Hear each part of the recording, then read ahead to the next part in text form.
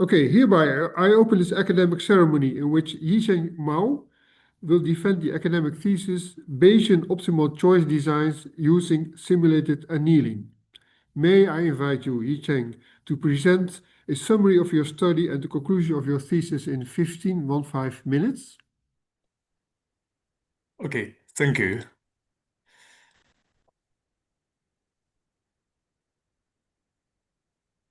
Can you see my screen? Yes. Okay. Hi, everyone. Thank you all for joining my PhD defense. My PhD thesis is about constructing Bayesian optimal choice design using simulating annealing. And firstly, I want to introduce some background information about my research context. Discrete choice experiments, DCEs.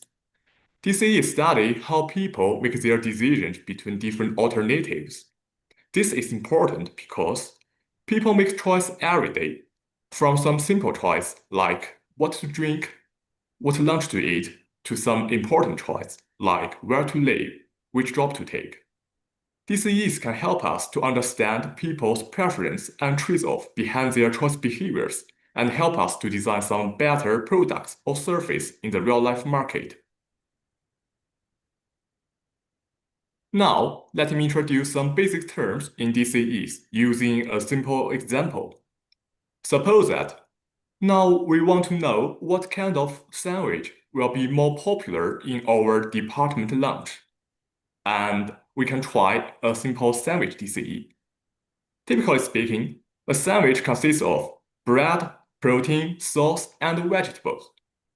These key features of a sandwich is termed as attribute. Each attribute have different variations. The bread it can be wheat bread, multigrain bread. The vegetable it can be tomato or cucumber. These different variations is termed as attribute level. By combining different attribute level, we then have different sandwiches. Right here in this table, each row just stands for a different sandwich, and the sandwich is named as profile. So here in this table, we have 3 different sandwiches. We will let our respondent to taste each of them and then choose their favorite one. These 3 different profiles together form a choice set. And typically in a DCE, our respondent need to face multiple choices. So after this kind of sandwich DCE, they usually don't feel quite hungry. After we have already collected all the choice data from our respondents, we can then analyze them with a multinomial logic model. The theory here is quite simple. We assume that each sandwich has some utility for our respondent, and the utility can be calculated as a linear combination of the relative contribution of each attribute as well as a random error. And in a choice set, we assume that our respondent will always choose a sandwich that has the largest utility for them. And therefore, the probability that one sandwich is chosen within one choice set is just the probability that sandwich has the largest utility in that choice set. By assuming the random error follow a Gumbel distribution, we can then calculate the multinomial probability for each sandwich chosen. And here, the parameter beta stands for the relative importance for each attribute, and is the parameter we are interested in, which can be estimated through the maximum likelihood method. The basic workflow of the DCE sounds simple. However, we have an important task before a real experiment, which is the experimental design. Somebody must say that experimental design is simple. As long as we can try all the possible combination of these choices, we can then get a totally unbiased design. However, this method is not realistic. Considering our simple sandwich DCE, we only have 4 attributes. Each attribute we only have 3 different levels. This means we already have 81 different possible sandwich combinations. In each choice set, we will provide it with our respondent with 3 different sandwiches. This means we have more than 85,000 possible sandwich choice set combinations. Nobody can eat that many sandwiches. So our research question is that, how can we just use a limited number of the choice sets but still can obtain enough statistical information for our study. To deal with this, many researchers just use the optimal design approach, which this kind of design aims to obtain accurate parameter estimates by maximizing the determinant of the information matrix on the study. And in the context of a multinomial logic model, the information matrix depends on the model parameter beta, which is usually unknown during the experimental design phase. To deal with this, many researchers just use a Bayesian d-optimal design approach, where we calculate the d-optimality criterion, average by a prior distribution of the unknown parameter beta. And if we want to compare the relative performance of two different designs, we can use a Bayesian d-efficiency as a measure. So here, our objective is to find a choice design that can maximize the Bayesian d-optimality criterion. However, it does not have any closed form solution, so we need the help of some efficient search algorithms.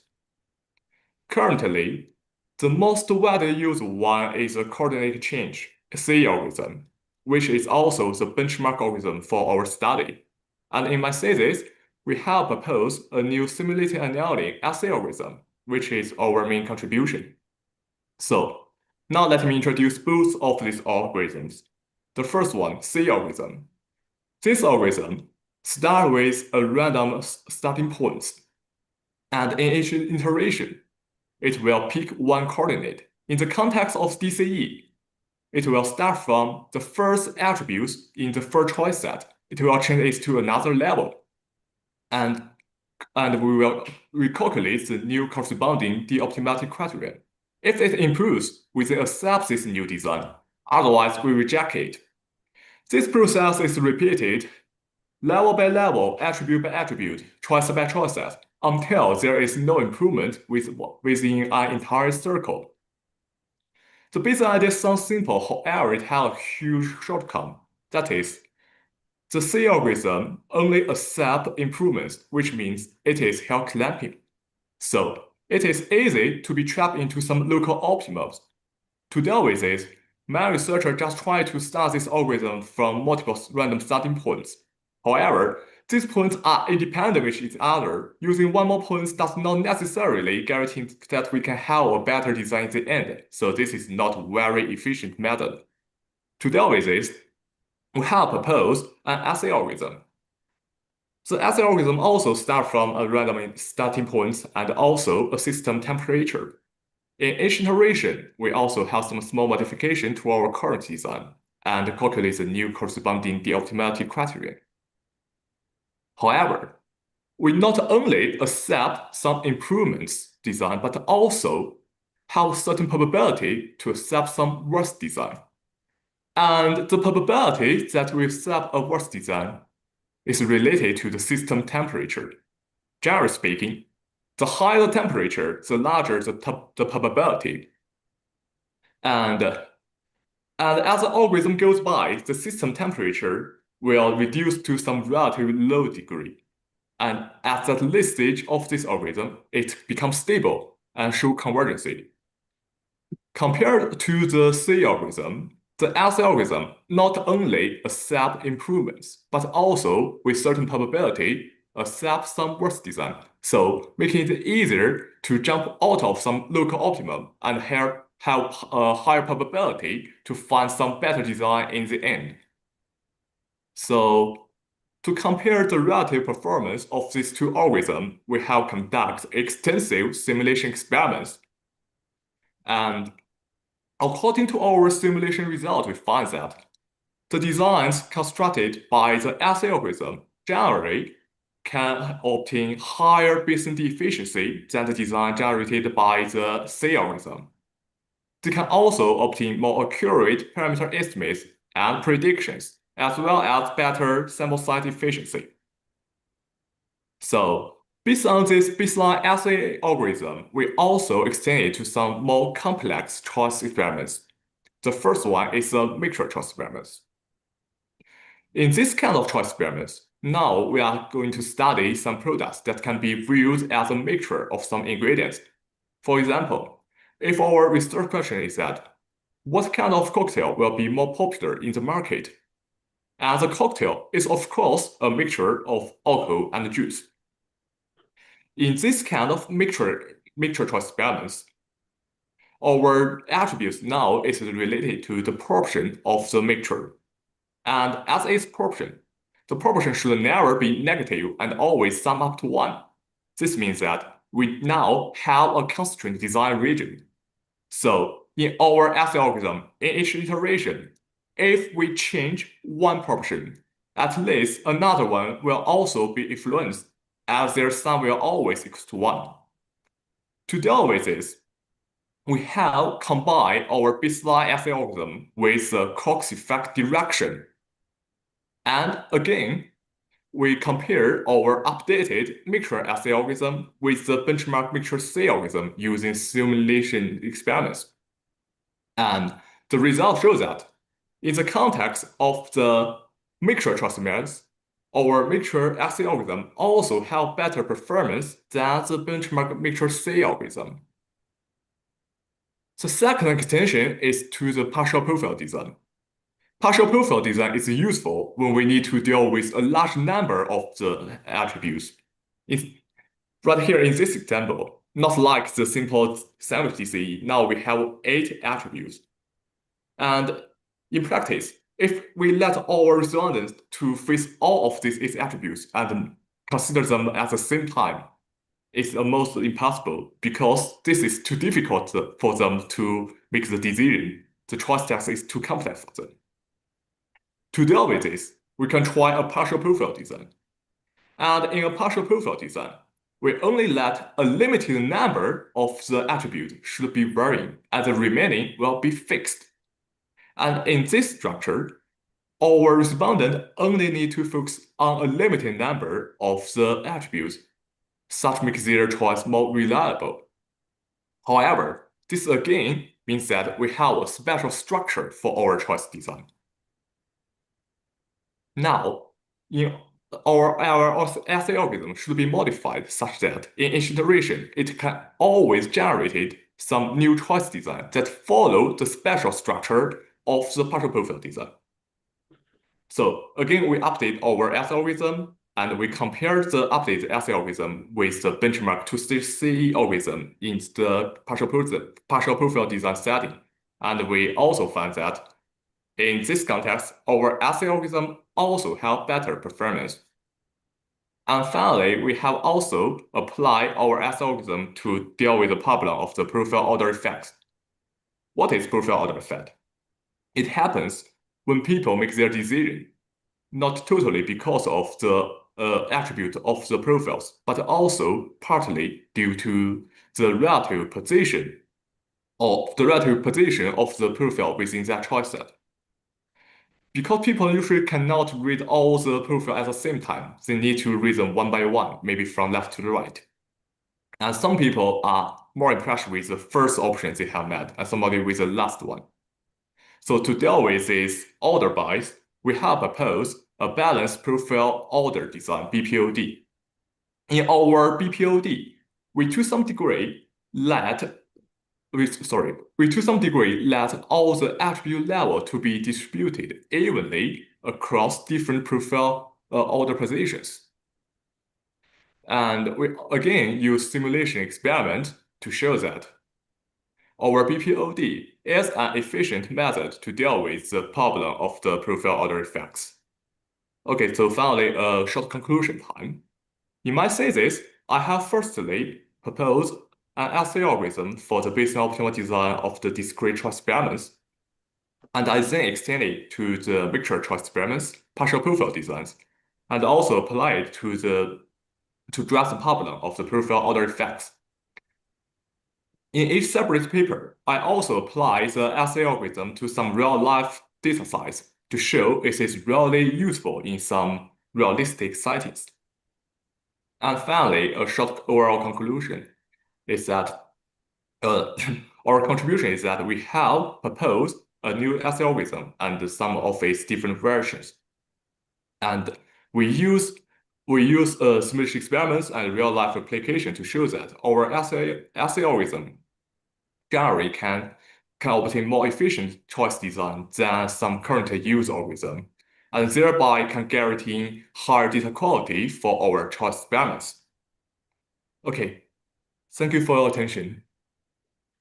Okay, thank you for your presentation. And the opposition will be opened by Professor Smekes, Professor of Econometrics at Maastricht University. Thank you. Dear candidate, let me first congratulate you on a very nice PhD thesis. Discrete choice experiments is not my field of expertise, but I learned a lot from your very clear exposition. Now, my question relates to the Bayesian aspect, particularly the prior, which plays a central role in your optimality criterions.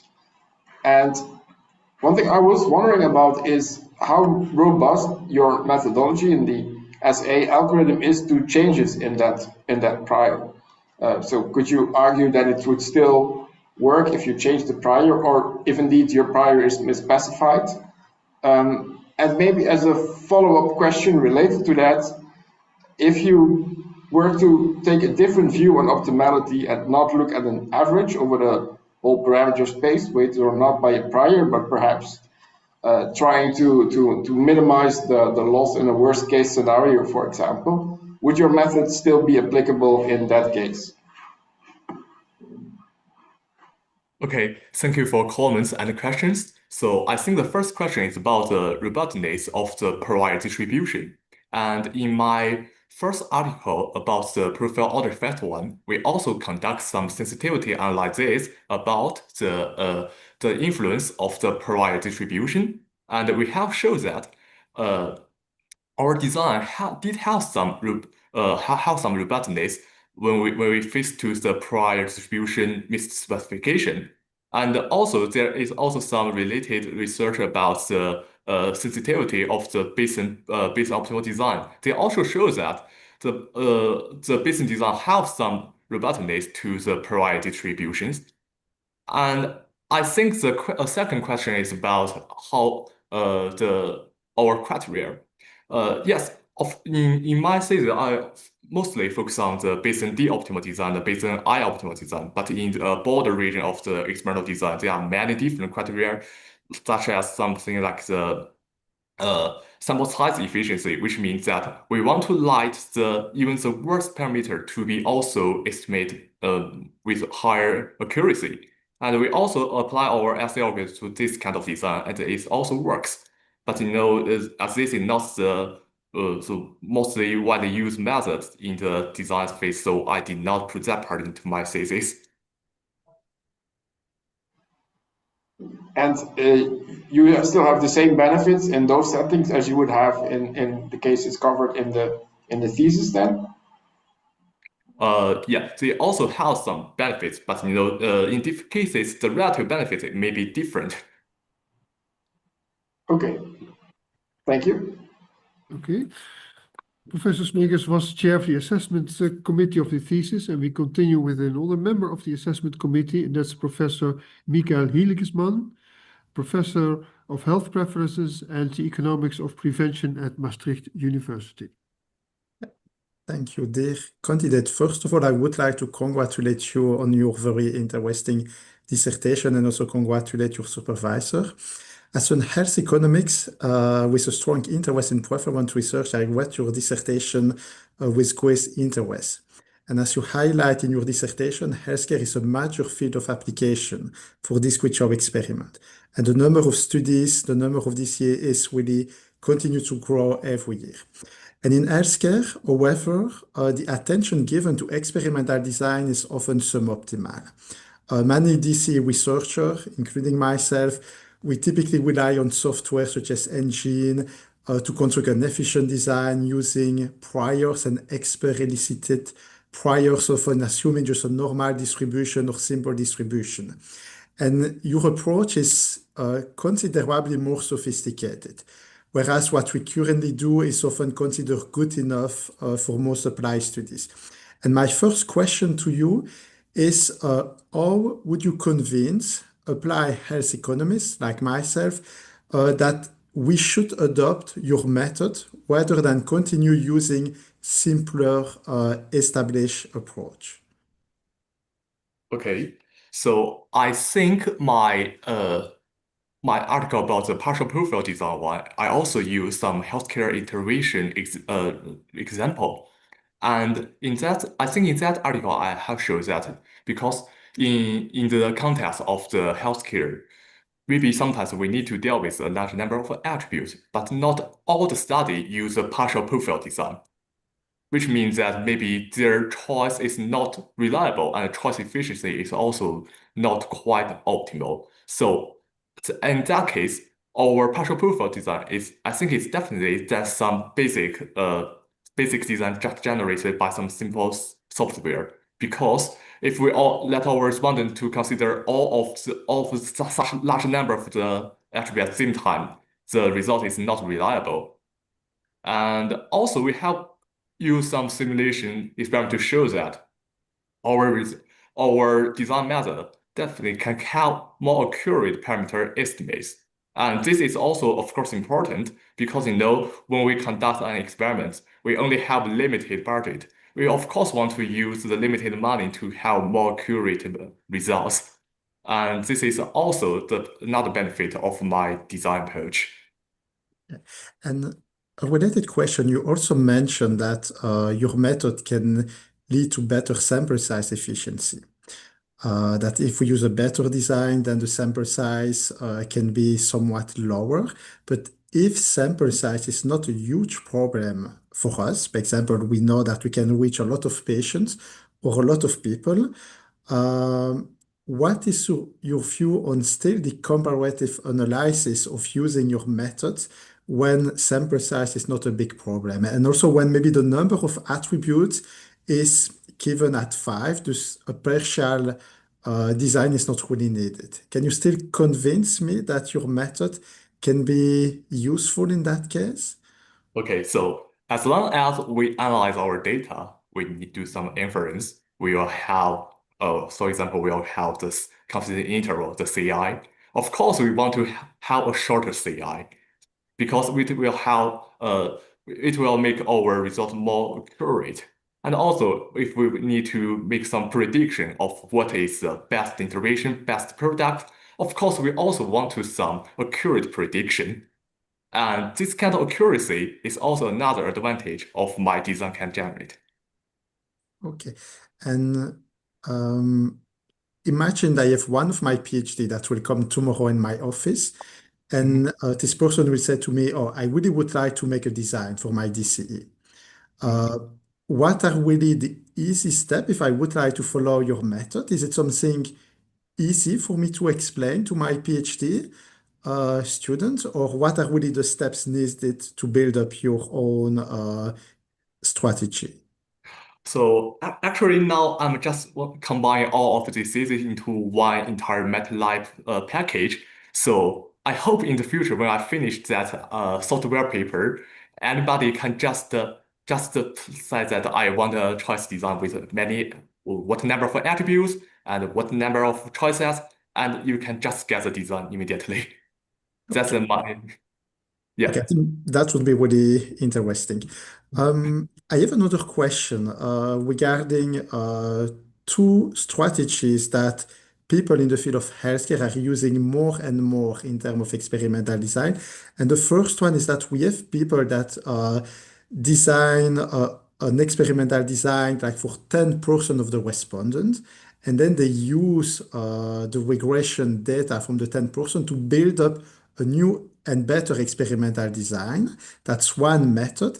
And another method would be that a lot of people, they are really designing a large number of choice tasks, and they just make some block design. So for example, they make 4 or 5 versions. What do you think of these two methods? And do you think they can be incorporated into your design, that you also see maybe an added value of using these additional strategies? Okay, yeah, so the first method maybe can be a special case of the Bayesian adaptive design. Because in our design we need some prior distribution. If we already have some more accurate information of the price distribution, of course we can have better designs. This is all, of course, a good approach. But however, in practice, maybe it's not realistic for us to first have select some of the respondent to first taking that experiment. Maybe you will make the experiment into 2 different stages. Sometimes will be more time consuming, and the second approach is just generate a large number of the entire choices. But still, there's some paper argue about this, like it's like for example, if you have 96 choices and you generate one optimal design for them, but then you divided them into 8 different blocks, there are some argument like this 8 subtype or this 8 subgroup of the design is not optimal itself. It's together form one optimal design, but when we come to each of them, it's not optimal. So there is still argument about this approach, but in practice, we can of course use it because in some experiment, if we have a large number of the attributes, maybe we need more choices to have the enough degree of freedom. And of course, we cannot let our respondent to just answer 20 questions. We have to use this method. Okay. Do I have time for one final question? Yes, sure. My last question is also regarding the accuracy. You mentioned that your method can really improve accuracy, but is there a way to value the extent of this improvement in accuracy?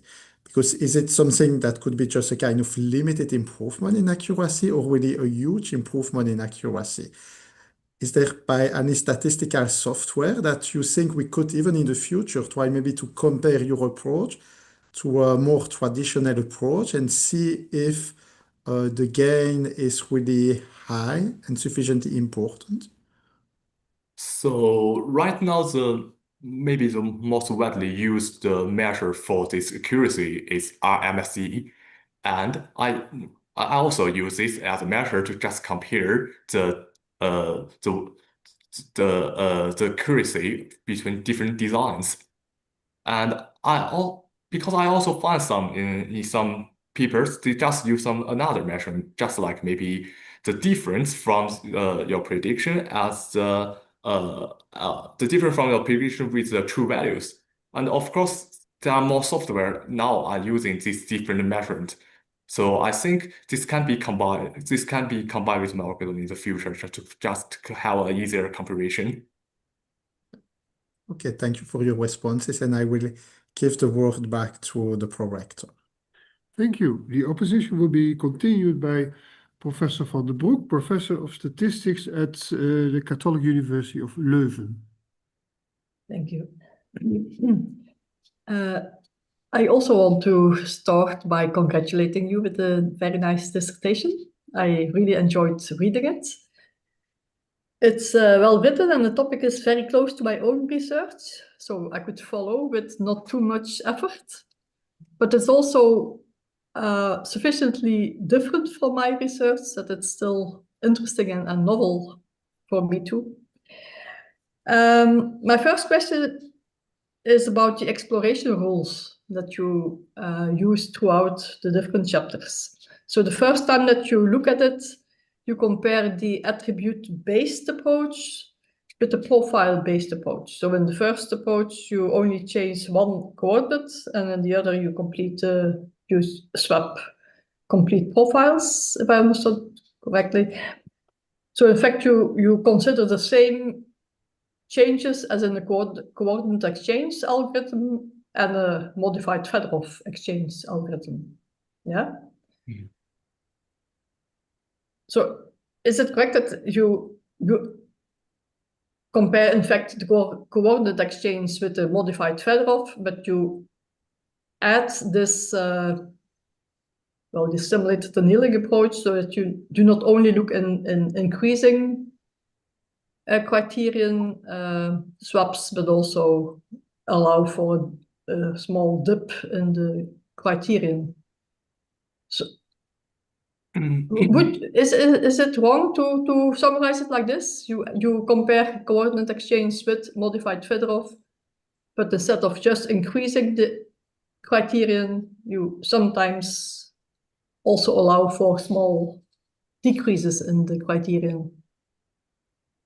We only compare the S algorithm with the C algorithm, not to the to the modified Well, node. your attribute-based approach, Mhm. your profile-based approach Mhm. is very similar to the modified Yeah, Friedrich. yeah. But in my first article, I have compared the different two approach use some in the appendix, and we found that the attribute-based one is more the attribute-based one is better than the profile-based one in the context of SL algorithm, because in SL algorithm we want to have some small modification in each iteration, and maybe the profile-based one is too large a step for the SL algorithm in each iteration, so it cannot get some better design in the end. I think its convergence will be faster, and that may be the problem. Well, my second question is about these minor perturbations. You often say that you only look at small perturbations because of convergence and computational speed issues.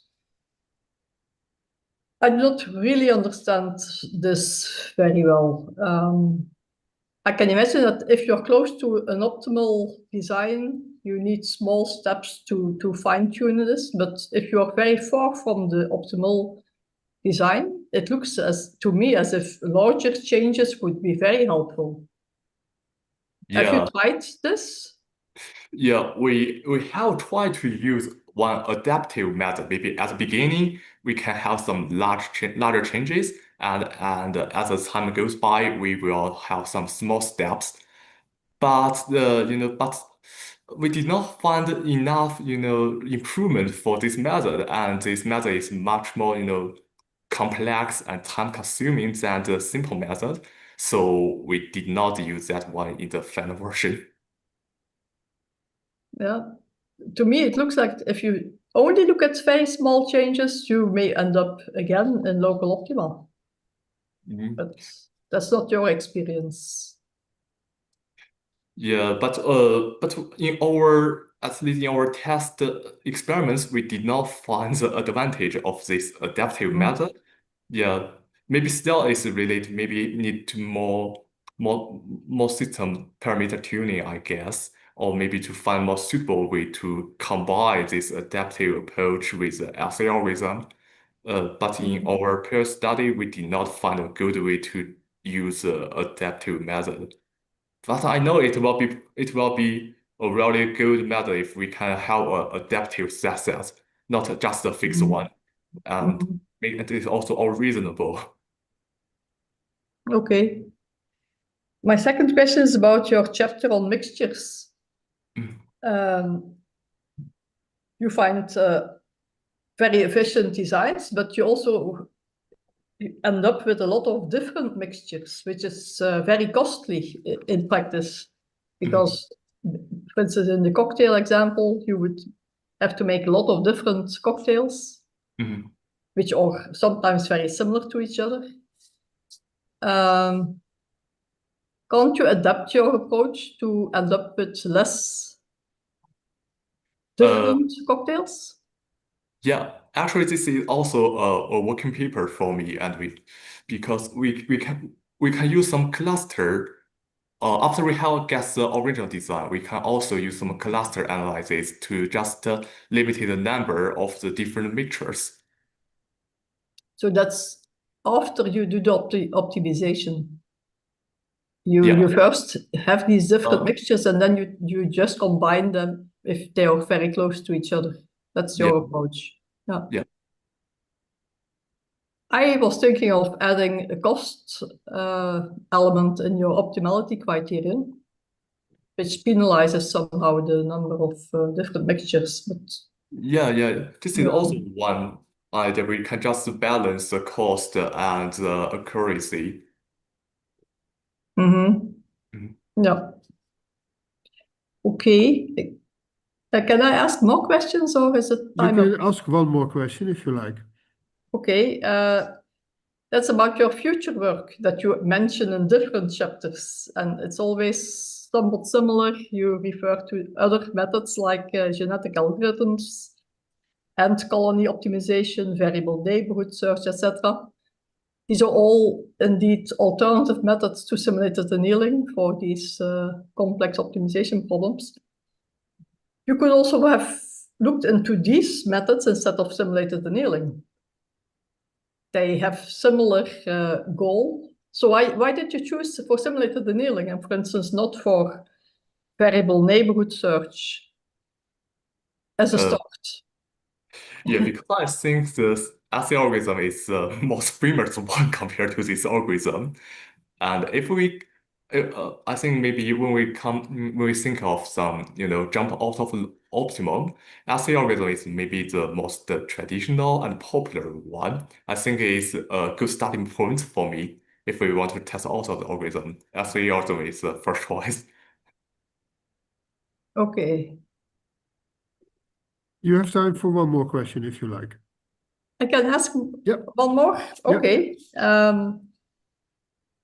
It's a small question. It has to do with one of the first sentences, I think, in your thesis, where you say that an effective design not only ensures that choice data are sufficient informative for estimating preference parameters, also reduces the overall cost and time, and this part is most relevant, minimizes respondent burden.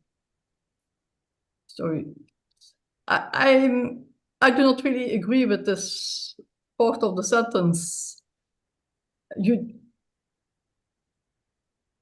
Minimizing respondent burden, is that really what you're doing? Because you indeed limit the number of choice sets in most cases with an optimal design. The people get less choice sets, but these choice sets, typically become more complicated, and very often it's very hard to choose from these efficient choice sets. So don't you agree that it's not always about minimizing the respondent's burden? I agree that they get less choice sets, but I also think they have a harder time to evaluate these more complicated choice sets. No? At least in the partial profile design, it will reduce their burden. Yeah. Yes, I agree. There it will be, you make it simpler, but then again, you need more choice sets too. But we can generate more choice sets, but only give our respondent the same number. Like we double the choice set number, but we divided them into different groups.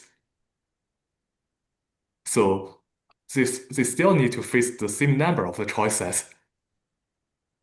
Okay, but well, we have some papers about complexity of choices, and it's clear that complexity goes really up quite a lot if you look for optimal or efficient designs. I have one more question, but it's okay to. Okay. I like to continue. Maybe we have a next round. Okay. Okay, thank you. Professor Van den Broek was member of the assessment committee of the thesis, and we continue. The opposition will be continued by Professor Mulders, also member of the assessment committee of the thesis, and Professor Mulders is professor of statistics at the Catholic University of Leuven. Professor Mulders?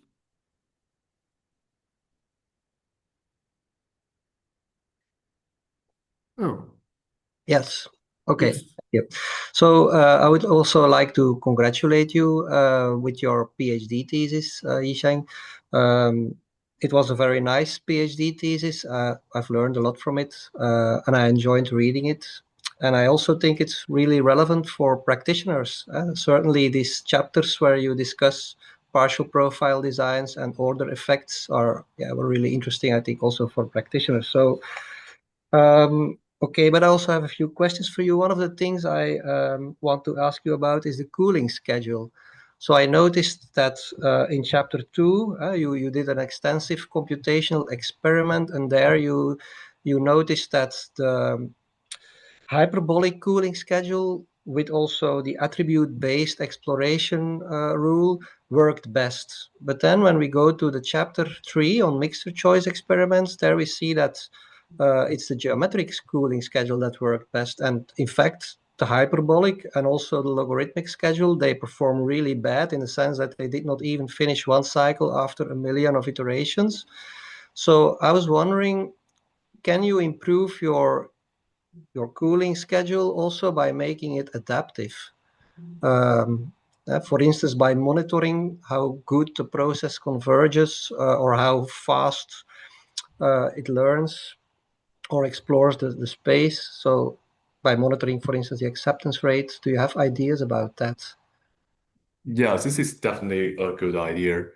We can also make the schedule also adaptive one, and because each schedule have different advantages at different stages. If we use adaptive one strategy, we can just take the advantage of all of them. But one thing maybe is that, you know, if we just use weighted cooling schedule, the computation time will also be much larger than the simple method. So we found it. Oh, we have tried. We also have some initial attempts, but you know the improvement is not that huge. But compare with the time consumption, so we did not finally use this kind of adaptive strategy. But still, maybe if in my later studies, if I just try to find some better strategy for the parameter tuning or some better way to combine this method, I think it will be definitely a great improvement. So when you already you studied this, you said, so what did you exactly do then to make it adaptive? Did you work on the acceptance rate? Did you monitor it, and did you increase the temperature if it at some point, for instance, if you did not have, if the acceptance rate became too low, or how did you exactly do it? Yeah, so we use the acceptance rate as a measure, and especially, for example, like if at the early stage, if the EXP method will let the temperature decrease much faster, so we just use the acceptance rate to just bound it at like to some degree. If it's too, the EXP1 maybe will have a slow reduce rate at the early stage. So we use the rate as a boundary to make that when it's too slow, we just change it with the inverse one. Yeah. And the detailed threshold is a special parameter that we need to tune it through experiments, but we did not find some very optimal parameter setting for it and did not quite improve the overall performance. Okay. Yeah, another question, it was already touched upon, but yeah, you have now worked a lot on this simulated annealing. Suppose you make software for users, but what kind of functionality would you put in there? So you have, of course, lots of things that you could put in there as parameters. Can you give us a little bit of insight? If you make such a software, yeah, what kind of functionality would you put in there? So if in my software paper, so I've not only have the basic assay algorithm, also the matrix assay, and also the one for the partial profile design. And I also add one option if you want to get the BPOD, like the balanced profile order design. Yes, and I also I want to like the entire process is easier and friendly to some people without that many design background. So I only want them to say I want how many choices and I have what number of attributes and the level of each attribute. Then I can just get a design that is I think useful enough for them. They do not need to many. Of course, if they have their own prior distribution, it's better. But if not, I can just generate a reasonable prior distribution for them. So the user would not have to specify the prior himself. Like in Engine, for instance, there you have to specify what you think is the average, the mean, and what would be the prior variance. But you would the research would already also have to specify that, or would you do it yourself as a default? So if you have some knowledge of it, of course it's better the user can just give their own value. But I have supervised some master thesis, and I find that for the master students, they are really difficult to understand this kind of price distribution. So I think maybe for this kind of user, maybe it's better we have some default value for them. So, and that would be then a naive prior then in many cases. Or now I'm also trying to combine the software to have some link to LLM. LLM will just find which attributes will be more important and will assign a larger priority to them. Okay. And then, of course, if you make software for simulated annealing, you would also include the cooling functions or cooling schedules that you have studied in your thesis. And then, for instance, the alpha parameter of the geometric cooling schedule. Is that also something that the user then has to specify, or would you just put it at the default value as you have done in the thesis?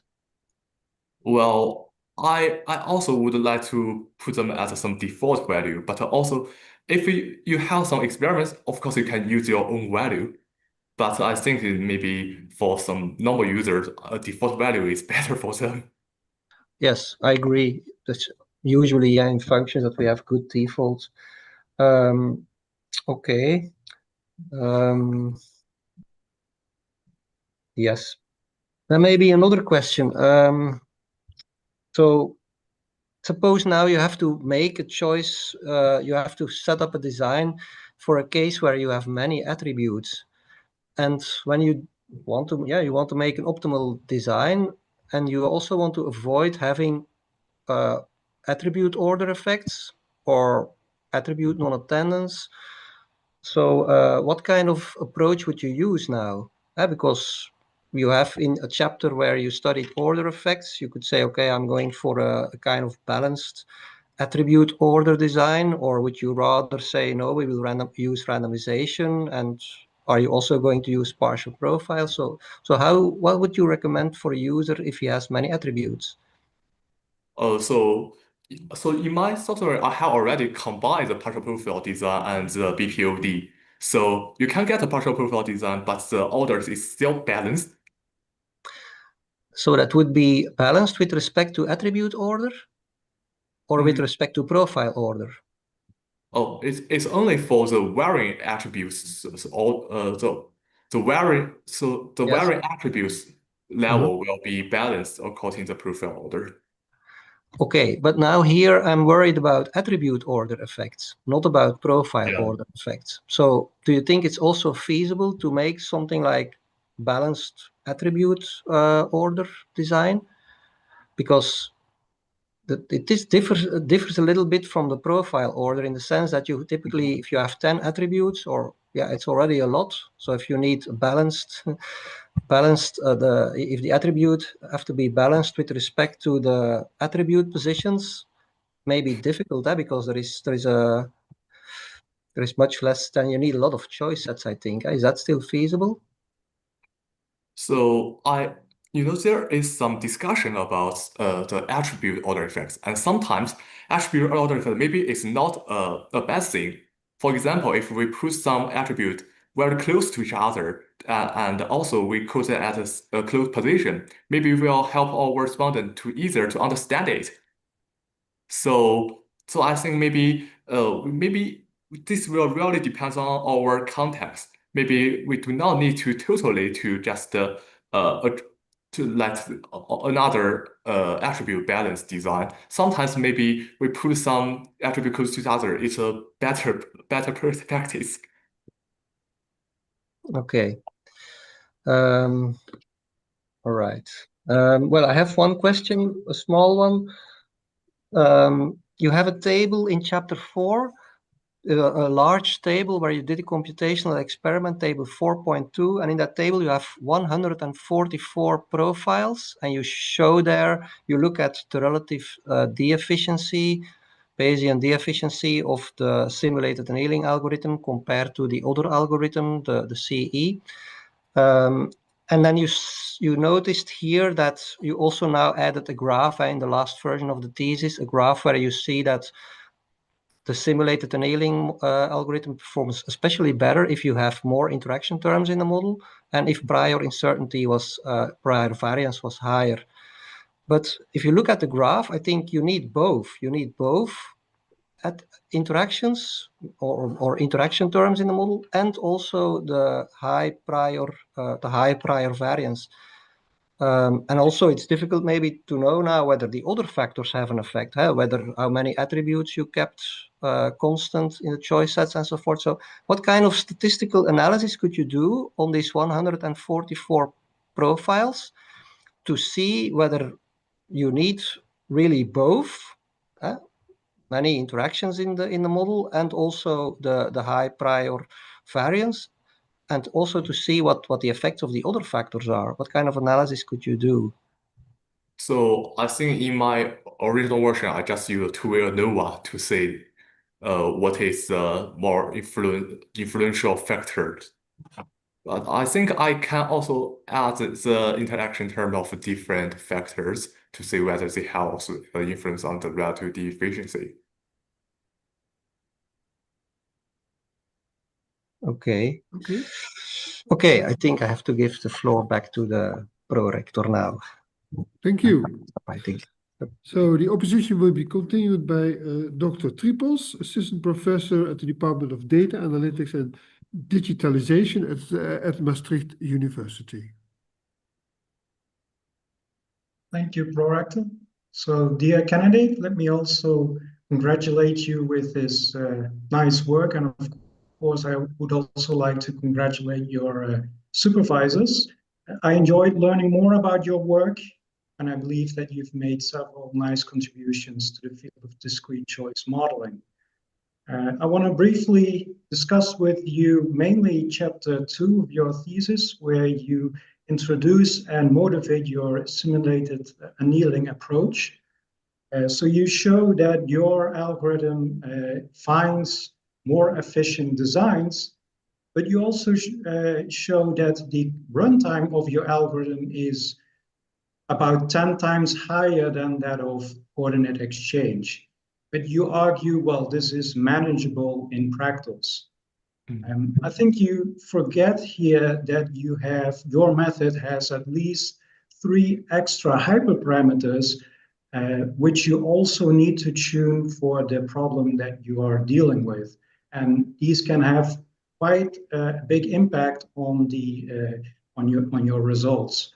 So I was wondering, when also taking this hyper tuning into the factor, would you still think that the expected gains of your algorithm outweigh the high computational complexity? So according to my schedule is that I have tuning the parameter in the entire setting of the DCE. So maybe in the later studies, I can just use this parameter settings and without new parameter tuning. So maybe we can save this part of time. But how do you know that those hyperparameters are the most efficient for your problem at hand? Because we have seen throughout the different chapters, you, for example, use different cooling methods. So apparently not all settings work on the same problem. So you need to do some tuning and perhaps run your algorithm multiple times to get the desired outcome. Yes. So I think in different chapters, because we have some really huge different design problems, the structure of the design is totally different. So I just conduct totally different parameter tunings. But for like, if we still focus in the classical traditional DCEs, I suggest that maybe we can just use the same set of parameter, because I have tested many different settings in the context of DCE, and I did find that set of parameter has some better performance in that setting. And in practice, in my own another application papers, I also use the same set of parameters. Yeah, so I of course, it's always better for us to tune our parameter in each different experiments, but also like the C algorithm, it can also have some parameter we can tune it, like when to stop it, how many random starting points, and we as a determination criteria. Like if we make all the parameter tuning problem into consideration, maybe there will be another totally different calculations. Yes, but the difference is that one run of your algorithm takes 10 times more time than that of established methods. So if you're going to tune your parameters, this will add a factor of 10 to your methods. So I was wondering if this outweighs the benefits. So you say you measure the Bayesian efficiency is 1 to 5 percentage point higher. Is it worth spending this extra time to get these slightly higher efficient designs? Yes, as because in practice, researchers won't use the C algorithm for just one time. They need to use it started from multiple starting points. So, for example, maybe they need to run the C algorithm for 100 times. And I think in my second and third article, I always compared like these two algorithms within the same time schedule. So like I can let the C algorithm to run 30 times or 100 times, and I record the total runtime of it. And I use this runtime as a termination criterion for my SC algorithm. And I again can generate more efficient design than the C algorithm, which means that although you can have many different runs of this C algorithm, still the S algorithm can have some better design in the end. But what would be then let's say, the practical implications? Because you say, well, it's 5% more efficient. If I would then study your discrete choice model, would I perhaps come to different conclusions based on your design than if I would use the designs that the coordinate exchange would have found? Well, yeah, I understand like whether this marginal contribution is big enough. Well, this maybe sometimes is hard to explain because in some experiments, if we only have a limited number of respondents, so this is of course a huge improvement. Sometimes because some worst design will make the situation. The worst situation is that a worst design cannot estimate all the parameters. But of course, if we have a really large number of of our respondents, the marginal utility of our design is not that obvious that the situation where we only have limited number of the respondents. So but of course, at any time, we always want more accurate parameter estimates and always want more accurate predictions. That's the aim of our experiment. We want some accurate conclusion to help us to design the product surface. All right. And I have one more question regarding the expected mean squared error that you calculate in chapter 2, but also in 4 and 5. But let's stick to chapter 2. Specifically, when you take the expectation with respect to the model parameters.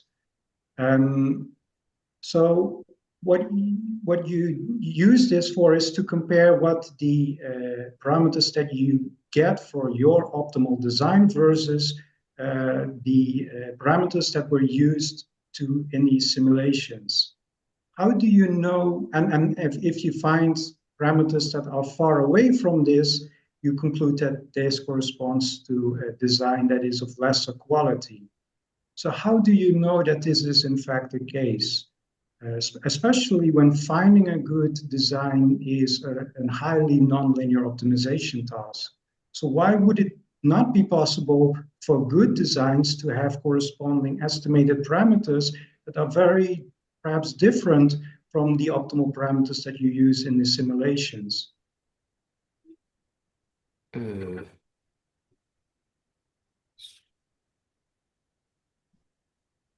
So So if I'm understanding it correctly, so the question is about that uh the different parameters in application maybe is different from that in the simulation. So you generate a lot of simulations based on a set of well, you assume the true parameters, you find the optimal design, and then you estimate the parameters and calculate the expected mean square error between your found parameters and the parameters that were used in the simulation. So how do you know that the parameters that you use in the simulations are the only one good solution that your model can find? So why can there not be, if I have a slightly different design, which is very good, have very different parameters? Well, both of these algorithm is not to find this can find the real. Horen est. You may finish your sentence, Yicheng. But yeah, I mean, both of these algorithm cannot guarantee to find the global optimal, the best parameter. We can only have a relative performance. Okay. Yicheng Mao, the time appointed for defending your thesis has passed. The degree committee will now withdraw to discuss the quality of your thesis and your defense. I request that you and your company await the results of our deliberations and our return.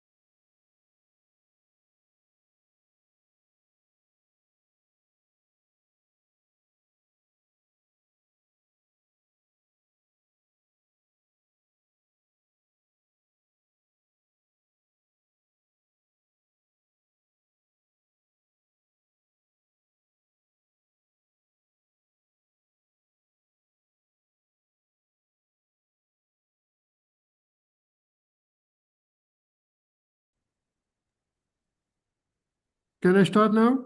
Yes, please. Okay. Yicheng Mao, the degree committee here present online has assessed the quality of your thesis and your defense. In view of its positive verdict and taking into account your previous qualifications, the degree committee has decided to grant you the degree of doctor.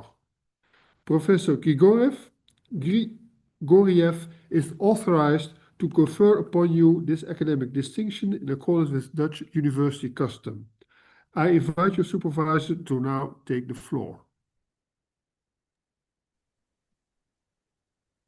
Yicheng Mao, do you promise to work in accordance with the principles of scientific integrity at all times, to be careful and honest, transparent, independent, and responsible? Yes, I promise. By the authority vested in us by law and in conformity with the decision of the committee here present online, I hereby confer upon you, Yicheng Mao, the degree of doctor and grant you all rights attached by custom and law. As evidence of this, you will soon receive the degree certificate signed by rector, secretary, and the supervisor, affixed with the official seal of the university, shown by the beadle. Do you see this? Okay. Congratulations. Thank you. Congratulations. Well, I would like to give a floor to Dr. Tom van der Zanden for the laudatio. Thank you very much. Dr. Mao, dear Yicheng, congratulations. Just over only 2 years ago, you started as a PhD student at the Department of Data Analytics and Digitalization. Your project came about from more or less a random conversation between Rosalinde Kessels and myself. I don't have much of a background in statistics, but she told me something about her research, and we wondered whether simulated annealing, a technique I'm familiar with, could improve over the hill climbing techniques used by Rosalinde in her discrete choice experiment designs. We were very fortunate to have found you to undertake this project. In your first paper, published in the Journal of Choice Modeling, you showed that simulated annealing could indeed improve over the coordinate exchange algorithm. You quickly developed as a highly independent researcher and showed that simulated annealing could also be used in many other settings: mixture choice experiments, partial profile designs, and it could even help to design experiments taking into account profile order effects. Of course, it was already mentioned, Rosalinde, who was your daily supervisor, is the one who should have been giving this speech and not me. She would be and was immensely proud of you, and she is dearly missed. It speaks volumes to your hard work and professionalism that, despite this setback, you were able to complete your PhD in just over 2 years, receiving high praise from the assessment committee and with your work published in leading journals. It is a true accomplishment to do what most people take 4 years for, or even longer, in only just over 2 years. And your PhD is not the only thing that you managed to do. Besides the work on your PhD, you were also able to complete a project on educational large language models, sponsored by the small grant that you and Rosalinde managed to acquire. And I even heard that you are also already working on making this simulated annealing algorithm available through a software package. You have already started to branch out, and the reason that we are having an online defense today is in part that you are on exchange to Calgary University. And I'm happy that you already have the next step in your career lined up. You have an offer for a postdoc at Emory University. And I'm also happy that with your successful defense today, you will indeed be able to take that position, and that this quite stressful period of having to organize your defense in time for the deadline for Emory is now behind us. This has certainly been an adventure. Dr. Mao, congratulations on your excellent work and best of luck in your future career. Unfortunately, you aren't here with us in person to celebrate. So here in Maastricht, we will have a little small party in your honor. I've ordered some vlaai, and I hope that you will celebrate in your own way. Maybe you can put your mixture choice experiments into practice, or perhaps, since I know that you prefer this, you can treat yourself to a nice specialty beer on me. Congratulations. Okay. Thank you so much, Tom. Dear Dr. Mao, Also on behalf of Maastricht University and the School of Business and Economics, I congratulate you with the degree that you have acquired. And I hereby declare this ceremony ended. Okay, people are still online, so we can have time for some congratulations. I think we go in the order of the opposition. So, Professor Smekers, are you still there? Yes, I'm here. Well, many congratulations, Yicheng, for a very nice thesis, and you did really well at the defense. Okay, Professor Hilkesman. Many congratulations as well, and I